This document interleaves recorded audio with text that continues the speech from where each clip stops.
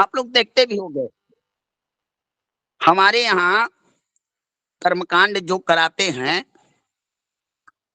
ना आप लोग। जी आचार्यगण जी। यहाँ पर बहुत लोग कर्मकांड का आनंद जी हैं। तो आप एक मंत्र पढ़ते हैं वेद का, जीवेद सरतः शतम, जीवेद सरदा शतम, है ना? बोलिए, है कि नहीं ऐसा मंत्र? जी गुरु जी। इस मंत्र का भावार्थ है कि तुम वैदिक कर्मों को कर कर ईश्वर के आराधना करके 100 वर्ष की आयु प्राप्त करो, ऐसा हमारा वेद कहते हैं। जीवेत सरदा शतम, सतमने आयु 100 होता है जी ना भगवान। नवीन? जी भगवान। जी प्रभु जी, जी प्रभु जी, आशीर्वाद तो देते हैं लोग सृष्टिकृत में। हाँ हाँ, यह मंत्र कहते हैं सतायु भवः, कहते हैं ना, है ऐसा कि नहीं? आप लोग बताइए जी अपना। आशीर्वाद मंत्र शायद है गुरुदेव। हाँ पुण्यावाचन वगैरह में हम लोग इसको कहते हैं।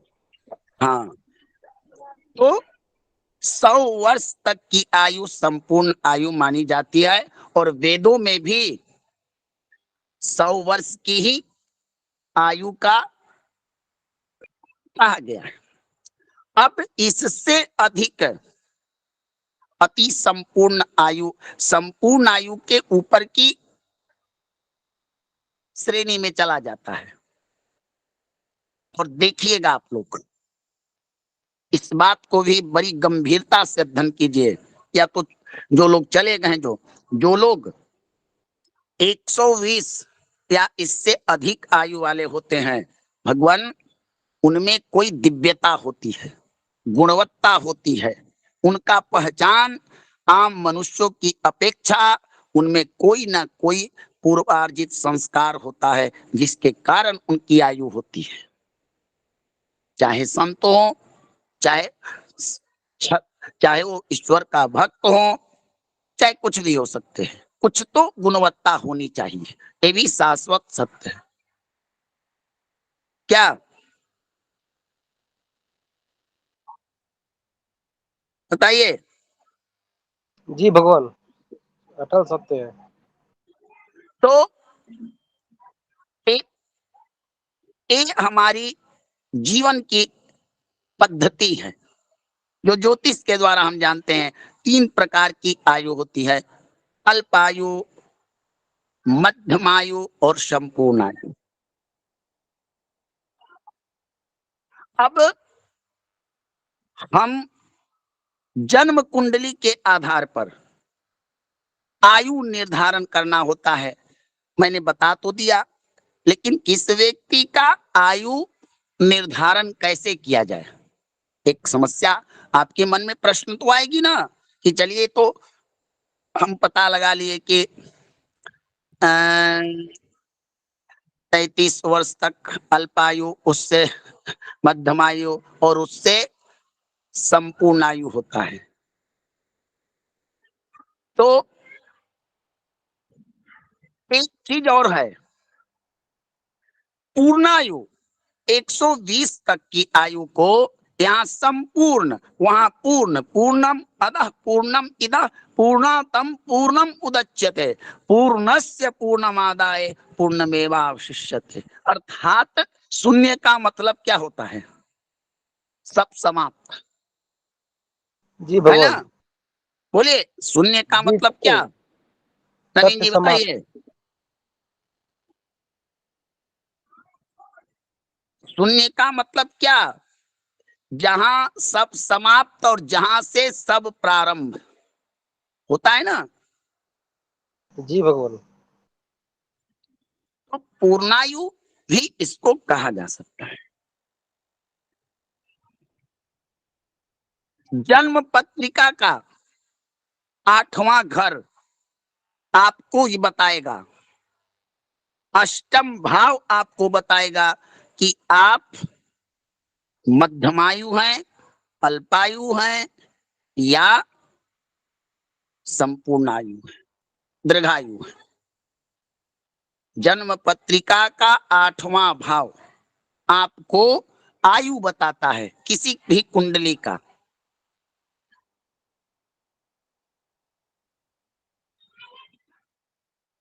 समझ में आ रहा है ना आप लोगों को? जी भगवान। जी गुरु जी जी। तो हम 8वें घर के आधार पर ही निर्धारित करेंगे कि व्यक्ति अल्पायु होगा, मध्यमायु होगा या संपूर्ण आयु होगा। किसके आधार पर? अष्टम घर। अष्टम यानी लग्न से अष्टम और अष्टम से अष्टम, तो हमारे 2 प्राप्त होंगे। अब आप लोग एक चीज और ध्यान दीजिएगा, बड़ी सूक्ष्मताएं इन चीजों की है कि एक तो लग्न से अष्टम अष्टम हुआ, एक अष्टम से अष्टम तृतीय हुआ, और एक दशम स्थान जो लग्न से दशम होता है उससे भी आयु का विचार होता है। यानी 3 भाव हमारे जन्म पत्रिका में आयु बताते हैं। कौन कौन? एक तो अष्टम, एक तृतीय और एक दशम। समझ में आया? जी गुरु जी। चलिए, मृत्यु कब होती है? मृत्यु कब होती है, कैसे होती है, किस कारण से होगी, ये भी आप जान सकते हैं। लेकिन उसके पूर्व आपको यह जानना है कि हमारे जन्म पत्रिका में आयु देने वाला ग्रह कौन है। हमने भाव तो जान लिया, हमने यह तो जान लिया कि हम जन्म कुंडली के किन किन स्थानों से यह विचार करेंगे कि जातक अल्पायु होगा, मध्यमायु होगा या पूर्णायु होगा। तो 3, 10 और 8, ये 3, और लग्न भी, क्योंकि लग्न शरीर होता है, तो 4 भाव, ये 4 भाव आयु बताते हैं। सदैव किसी भी जन्म पत्रिका में किसी भी वर्ग की कुंडली को विश्लेषण करना हो, चाहे नवमांश, चाहे आपका चंद्र कुंडली, चाहे होरा कुंडली, आपको इन्हीं 3-4 स्थानों पर आपका फोकस होगा।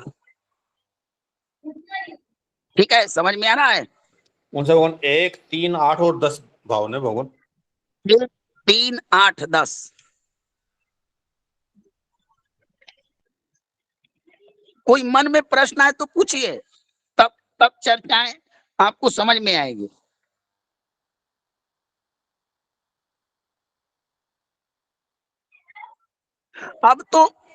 अब हरिकिशन जी, हमने यह जान लिया कि आयु विचार किन स्थान से होता है, ठीक ना? जी भगवान। जैसे आप लोग जन्म कुंडली का विश्लेषण करते हैं, आपके पास प्रश्न आया नवीन जी के पास कि मेरी शादी नहीं हो रही है, नवीन जी क्या करेंगे? नवीन जी को सर्वप्रथम यह देखना है कि आप जन्म पत्रिका के अन्य भाव को देखिए या मत देखिए, 7वां घर देखिए। इस 7वां घर ही विवाह कराता है। अगर सप्तमेश पीड़ित हो, सप्तम पर पाप ग्रहों की दृष्टि हो, सप्तमेश अस्त हो, मृत हो, कारक मृत हो, स्वामी उसके कमजोर हो, पाप ग्रह बैठे हो, तो कहिए कि समस्याएं होगी, विवाह विलंब से होगा। तो उसी प्रकार संतान की प्रश्न है तो आप पंचम भाव का अवलोकन कीजिए, पंचमेश की स्थिति देखिए, बृहस्पति की स्थिति देखिए, मातृ सुख भूमि भवन का प्रश्न है तो चतुर्थ भाव का। माने जो भाव जिस चीज को के लिए जाना जाता है, सर्वप्रथम उसका विचार करना जरूरी होता है।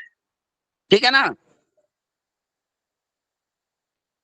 गुरुदेव सबसे पहले भाव मतलब उस भाव से मतलब जैसे कि भूमि भवन का संबंधी प्रश्न, तो पहले भाव को देखेंगे, फिर उसके अवधेश उसमें कौन से अवधेश मतलब राशि बैठी है उसके अवधेश अधिपति ना गुरुदेव उनको। हाँ अवधेश जी, मान लीजिए आपका प्रश्न है कि मैं अल्पायु हूँ, मध्यमायु हूँ, तो इनमें से किसी के प्रश्न आया, तो सर्वप्रथम लग्न को देखिए। लग्नेश क्या है? हो सकता है व्यक्ति का शरीर ही कमजोर हो, होता है ना, बहुत लोग बचपन से ही रोगी होते हैं, बार बार बीमार रहते हैं, क्या होता है कि नहीं ऐसा? जी जी गुरुदेव जी। शरीर शरीर उनका आ, अच्छा नहीं हो पाता, पतले होते हैं, कुरूप होते हैं, ये सब चीज होती है ना। जी जी होती है जी गुरुदेव। तो हम लग्न को देखेंगे, लग्नेश को देखेंगे, लग्न के कारक को देखेंगे। जब इन तीन चीजों को देख लेंगे तब फिर विचार करना होगा, फलित करेगा। के बाद गुरुदेव ये 3 तो हो गया, लग्न को, लग्नेश को, लग्न कारक को, उसके बाद फिर जो उसमें राशि बैठी हो, ये ना गुरुदेव। पूरी जन्म पत्रिका तीन ही सिद्धांत पर निर्धारित होती है भगवान, पूरा फलित, भावेश, भाव कारक और भाव।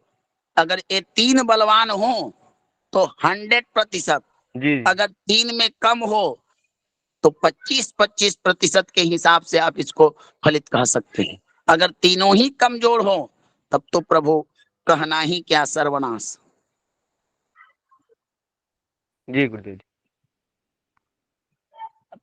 अब बताइए कि किसी का मकान मकान कमजोर हो जाए, मरम्मत ना हो, मकान गिर रहा हो, मकान साफ सुथरा ना हो, मकान का मालिक निर्धन हो, उसमें रहने वाले किराएदार दरिद्र हो, संस्कारी ना हो, मकान के साफ सुथरा न करे, तो क्या वहां पर वृद्धि होगा, शुभता आएगी? नहीं गुरुदेव। इसी प्रकार है। तो हम अष्टम को देखेंगे, दसम को देखेंगे और तृतीय को और लग्न को 4। अब हमको यह देखना है हमारी जन्म पत्रिका में सबसे भयात्मक ग्रह किसे मानते हैं आप लोग?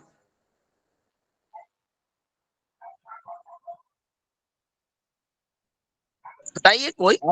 आजकल तो शनि राहु केतु ही है प्रभु जी, और उसमें भी सबसे ज्यादा शनि। वही शनि नवीन जी, वही शनि जिसे आप भयात्मक दृष्टि से देखते हैं, वही आपका आयु वह कारक। वही आयु कारक है, वही आयु कारक है शनि आपका।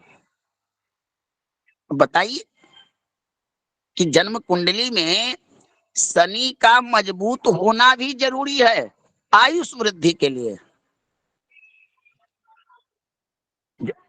जरूरी है कि नहीं, बताइए हमें, बताइए आप लोग। प्रतिक्रिया दीजिए प्रभु जी आप लोग।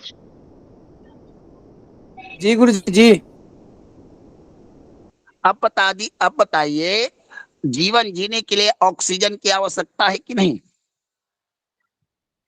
जल की बिल्कुल गुरुजी। आवश्यकता है कि नहीं? उसी प्रकार भगवान, एक आप कुंडली लाइए, 100 वर्ष जिन्होंने जीवन जिया है उनकी कुंडली पर रिसर्च कीजिए और देखिए शनि की स्थिति। शनि जिनके मजबूत होते हैं, अच्छे स्थिति में होते हैं, वो दीर्घायु करते हैं। 2 विडंबनाएं होती है हमारे ज्योतिष शास्त्र में, बृहस्पति और शनि में। स्थान वृद्धि करोति सौरी, स्थान हानि करोति जीव। गुरु क्या करते हैं, जिस भाव में बैठते हैं उस भाव की हानि करते हैं, खासकर उन भावों में। यहाँ पर मतांतर भी होता है जहां के वो कारक हो, लेकिन शनि की दृष्टि बुरी है, शनि की दृष्टि बुरी है, शनि की युति बुरी नहीं होती। अष्टम का शनि जिस कुंडली में बैठ जाए तो लॉटरी माना जाता है आयु के लिए। जिस व्यक्ति की कुंडली में शनि अष्टम स्थान में बैठ जाए वो व्यक्ति अल्पायु की अवस्था से ऊपर होता है। अब ऐसा भी हो सकता है कि शनि बैठा मात्र हो लेकिन उसमें पावर ना हो, उसमें पावर ना हो, या अष्टमेश कमजोर हो, अकेला क्या करेगा। लेकिन माना जाता है अष्टम में शनि को बैठना माना जाता है कि आयु कारक होता है। ठीक ना। बताइए।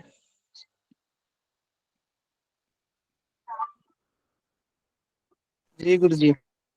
तो अष्टम, दशम, तृतीय लग्न और शनि, इन 5 चीजों को देखिए आप लोग। इन 5 का बल देखिए। शनि का बल देखिए। शनि मित्र क्षेत्र है, स्वज्ञ ही है, स्व उच्च राशि में है, मित्र राशि में है, केंद्र त्रिकोणेश है। कहाँ बैठा है, कैसा उसका कुंडली में, क्या कुंडली में, हमारे कुंडली में क्या प्रभाव दे रहा है। तब पता चलेगा आपको कि आयु के बारे में। तो 4 प्रारंभिक आयु निर्णय में हमको इन शनि का सर्वप्रथम विचार करना होता है।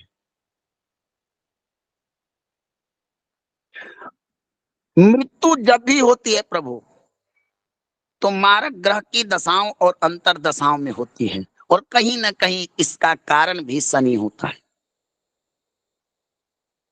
अगर शनि पर पाप प्रभाव अधिक हुआ तो आयु हानि करेगा, क्योंकि आयु का कारक होता है।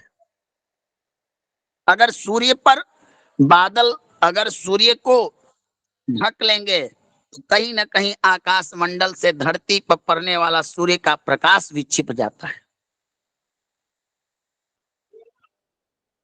छिपता है कि नहीं। जी भगवान। तो उसी प्रकार जो ग्रह जिस वस्तु का कारक है अगर वो कमजोर अवस्था में होगा तो वह अपने कारकत्व की भी कमी करेगा या हानि करेगा। इस बात का भी सदैव ध्यान देना चाहिए। तो आज की चर्चा हम लोग यहीं पर विश्राम देंगे। इनका मन में प्रश्नों, कल आपको ये बताया जाएगा कि पूर्णायु कुंडली में कैसे होते हैं, अल्पायु कैसे होते हैं, थोड़ी थोड़ी चर्चाएं, और उसके बाद दशा प्रकरण। किन्हीं के मन में कोई प्रश्न हो, संशय हो तो पूछें।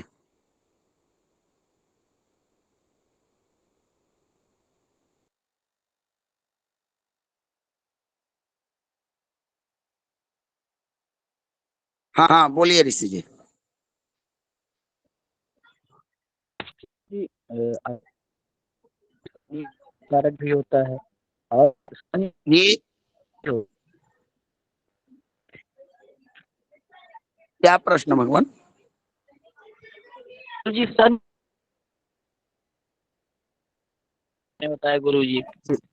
ऋषि जी आपकी क्या आवाज कट कट के आ रही है।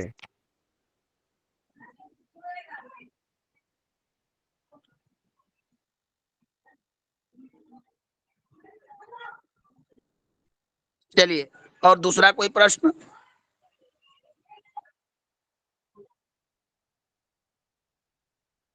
चलिए, कोई प्रश्न है अरुण जी। हाँ ज्योति गुरुदेव जी ज्योति प्रश्न। जी का हाँ ज्योति जी का बोलिए प्रश्न बोलिए। बोलिए बोलिए बोलिए। गुरुजी नमो नमः। गुरुजी एक बात मुझे पूछनी थी। कहीं मैंने पढ़ा था कि महिला की जो कुंडली होती है उसमें जो मतलब आयु का निर्धारण, अष्टम में अगर शनि रहते हैं तो उसकी आयु का निर्धारण उसके मतलब पति का किया जाता है क्या? ये बात सच है? हाँ देखिए, अगर एक जो आप बता रही हैं महोदया, ये दाम्पत्य जीवन के लिए है, दाम्पत्य के लिए। लेकिन आयु के लिए आप कहीं भी किसी भी ग्रंथ का अवलोकन कीजिएगा तो अष्टम स्थान को ही सर्वोपरि माना जाता है। शनि ही आयु कारक होते हैं। अगर आपकी आयु देखना हो, मान लीजिए कोई कोई पति अपनी पत्नी का आयु देखना चाहता है, तो उसका जो अष्टम स्थान होगा वो पत्नी का होगा, और पत्नी अगर पति का देखना चाहता है तो उसका अष्टम होगा। ये अच्छा चीजें सही है। जी जी गुरुजी, धन्यवाद। आप कोई व्यक्ति अपनी कुंडली से अपने पति का पूरे जीवन का विवरण निकाल सकता है या निकलवा सकता है योग्य ज्योतिषी के पास। उसकी बहन का कैसी होगी, ससुराल में सास जो होती है उनसे रिलेशन चलेगा कि ना चलेगा, सारा चीज हमारे कुंडली में है। बस एकाग्रचित होकर उनको समझना होता है और देखना होता है। संसार के जितने विषय हैं, जितने आप मन में प्रश्न आ सकते हैं, जितनी शंकाएं आ सकती है, सब कुंडली में भरे पड़े हैं। बस उनको ढूंढना होता है एक निश्चित सिद्धांत के द्वारा। ठीक है ना महोदया? जी गुरुजी। चलिए, और कोई प्रश्न किसी का? गुरुदेव, नहीं किसी का कोई प्रश्न है, कक्षा को विराम दिया जाए। ठीक है भगवान। तो आप लोग देखिए, मैं बताता हूं, थोड़ा आप लोग भी अभ्यास के क्रम में चलिए। कुंडलियों को लीजिए, थोड़ी थोड़ी कुंडलियों को देखने का प्रयास कीजिए और चर्चाओं को कीजिए। ग्रुप में ही चर्चा करनी हो तो करिए। ऐसे कुंडली को लाइए जो व्यक्ति आपसे परिचित हो और उसकी आयु 100 वर्ष की हो, 80 वर्ष की हो। ऐसे कुंडलियों को लाइए। जिनको संतान ना हो रहा हो, ऐसे कुंडलियों को लाइए। विवाह की समस्याएं हो, ऐसे कुंडलियों को लाइए। आपस में चर्चा कीजिए, क्या दिक्कत है, कौन क्या परेशानियां हैं। इससे क्या होगा, जब आप लोग अभ्यास कीजिएगा तो जानकारी होगी और आपको सही चीजें प्राप्त होगी। इसलिए कोई भी कुंडली मिले, प्रश्न आए, आप चर्चा कीजिए। आप लोग मिलकर, ना समझ में आए कक्षाओं में प्रश्न लाइए। और इस तरह से जब आप ज्योतिष पढ़िएगा तो निश्चित ही एक ना एक दिन ज्योतिष शास्त्र के ज्ञान को आप धारण करने में सक्षम होइएगा, और यह ज्ञान आपको निश्चित ही एक दिन सफल बनाएगा। सिर्फ नोट्स बना लेने से, जगह जगह क्लास करने से नहीं होता है। कोई भी गुरु या कोई भी आचार्य या कोई भी ज्योतिषी आपको शिक्षा दे सकता है। वो बता देगा कि चलिए आयु विचार करना हो। अब गुरु जो होता है, अब मान लीजिए कि हमने बता दिया कि शनि से, अब शनि दुख कारक भी होता है, शनि परेशानी कारक भी होता है। तो एक ग्रह कई तरह के फल देते हैं। कोई व्यक्ति कम समझा, एक पंडित जी ने एक व्यक्ति को अष्टमेश शनि का नीलम धारण करा दिया।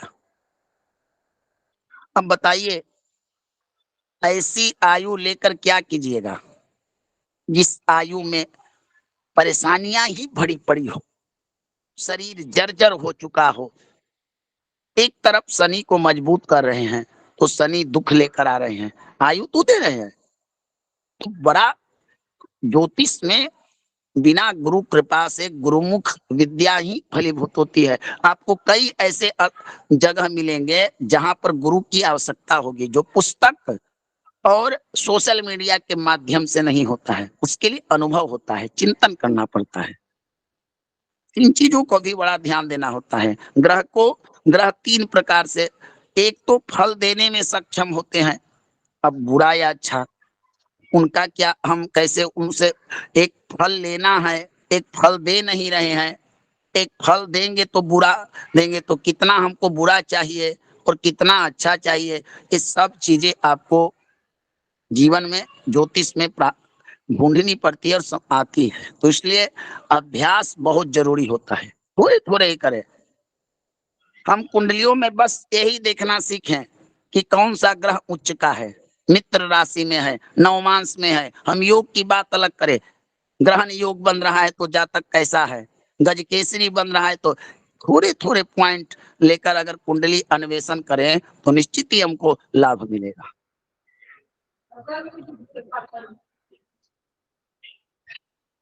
हाँ सोमदत्त जी। महाराज जी प्रणाम। प्रणाम प्रणाम। महाराज जी। हाँ, मैं ये आपकी बात 100% सत्य है महाराज जी। गुरु के बगैर समक्ष पढ़े बिना ना ज्ञान नहीं हो सकता, ये 100% सत्य है। जो गुरु जो अपने देख रेख में पढ़ाएगा ना, वो पुस्तकों में नहीं पढ़ सकते हम लोग। पढ़ेंगे तो उसे समझ में नहीं आ पाएगा। गुरु मुख के बगैर नहीं समझ सकते, और सामने पुस्तक हो, सामने समझाने वाला हो, समझने वाला, तभी आप, ये बहुत बढ़िया रहेगा। धन्यवाद जी। यही कहता हूँ कि आप लोग कुंडलियों को डालिए, ना आए तो चर्चा कीजिए, चर्चा सत्र रखिए, सप्ताह में एक दिन अपने प्रश्नों को लाइए, शनिवार के दिन या रविवार के एक सत्र में एक समस्याओं का निवारण करके कक्षाएं चलाइए। आइए आप लोग कुंडलियों को लेकर, समस्याओं को लेकर, प्रश्न को बनाकर आपस में चर्चाएं कीजिए। किसी का संतान नहीं हो रहा है, इसमें से कोई व्यक्ति जानकार होगा कि इसका ये उपाय कराइए, आप भी सीख जाइएगा, आप उपाय कराइएगा, स्थिति को समझिएगा, अगला को बताइएगा, तो निश्चित आपकी भी महत्ता बढ़ेगी और ज्योतिष का ज्ञान भी बढ़ेगा। ऐसा होगा कि नहीं हरि किशन जी? बिल्कुल सही है भगवान, ऐसे ही होगा, ऐसे प्रैक्टिस करने से ही होगा। सिर्फ नोट्स बनाकर कुछ भगवान गलतियां कितना होंगी, नोट्स, गलतियां बाद में सुधरेंगी। जब अष्टक वर्ग का शोधन का समय आता है तो नवीन जी की आवश्यकता पड़ेगी। पूरा प्रकरण गणित का आता है, उसमें अष्टक वर्ग इतना आपका सूक्ष्म ज्योतिष है ना, उसमें आपकी जो मानसिकता का परिचय होता है, बड़ा सूक्ष्म गणित करना पड़ता है। अष्टक वर्ग गोचर का सूक्ष्म फल दिखाता है। अब मान लीजिए कि हरि किशन जी की कुंडली में शुक्र उच्च के हैं और शुक्र फल दे नहीं पा रहे हैं। क्यों नहीं दे रहे हैं, कब देंगे? तब गोचर देखिए कि गोचर में उनकी स्थिति क्या है। अब गोचर में भी वो कितना शुभ दे रहे हैं, ये अष्टक वर्ग बताता है। तो एक पत्रिकाएं होती हैं अष्टक वर्ग की, जिसके द्वारा सारे चीजों को कहा जाता है। तो थोड़ा धैर्य धरना पड़ेगा। हमारा उद्देश्य है इन तीनों पद्धतियों को पढ़ा दूंगा, आपको अभ्यास करते रहिएगा तो निश्चित कहीं ना कहीं आप आ करना बताइए, लेकिन जीवन में कभी लगेगा कि सनातन ज्ञान संस्थान में कभी हमने पढ़ा था इस चीज को, आज देखिए इसका फल हमको प्राप्त हो रहा है। कभी नवीन गुरुजी ने हमको बताया था इन चीजों को, देखिए उनकी बातें सत्य हो गई। तो गुरु पितु मातु ते प्रभु बानी, बिना ही विचार कर ही शुभ जानी। गुरु की, माता की, पिता की, इनकी वाणी कभी विफल नहीं होती, और इनका जो भी होता है ना, वो ईश्वर से प्राप्त होता है, क्योंकि गुरु की तुलना ईश्वर से की गई है। दूसरा बात, एक चीज और होता है, सदैव अपने जिससे आप एक अक्षर भी पढ़ लीजिए उसका सम्मान कीजिए, क्योंकि कोई आपको विद्या दान देता है वो बड़ा श्रेष्ठ होता है। सभी लोग विद्या दान देने वाले बहुत कम लोग होते हैं। जैसे देखिए नारद जी ने ध्रुव को दिया, तो गुरु बड़ा आवश्यकता होता है और गुरुमुखी विद्या की बड़ी आवश्यकता होती है। आजकल के समय में लोग सोशल मीडिया से पढ़ लेते हैं। यही चीजें अगर आप लोग प्रत्यक्ष रूप से पढ़ते तो और ज्यादा समझ में आता। थोड़ी समस्याएं होती है बोर्ड के बिना पढ़ाना, थोड़ी समस्याएं होती है नेटवर्क की, तो थोड़ी परेशानी, लेकिन आप लोग, हमें विश्वास है जो लोग पढ़ रहे हैं वो निश्चित ही जीवन में सफल होंगे। ठीक है ना जी?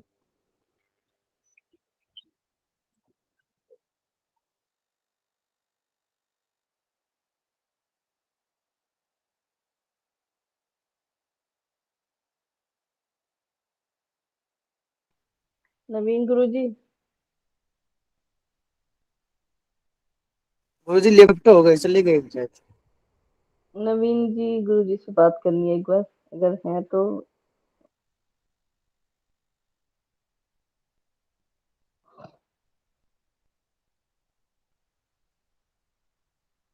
महोदया नहीं है, गुरु नवीन जी जी गए। चले गए।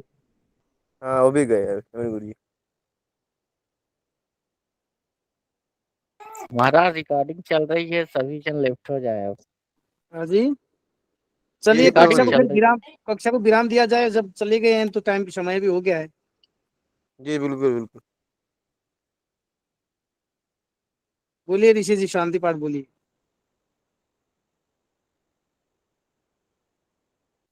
ओम सर्वे भवन्तु सुखिनः, सर्वे सन्तु निरामयाः, सर्वे भद्राणि पश्यन्तु, मा कश्चित् दुःखभाग् भवेत्।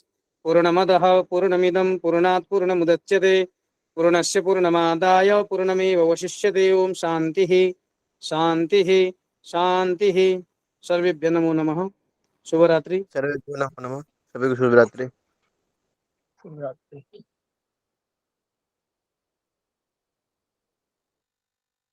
सोमदत्त जी हैं इधर, चले गए? जी सोमदत्त जी भी चले गए। जी ठीक है, नमो नमः भगवान, सभी को प्रणाम। नमो नमो।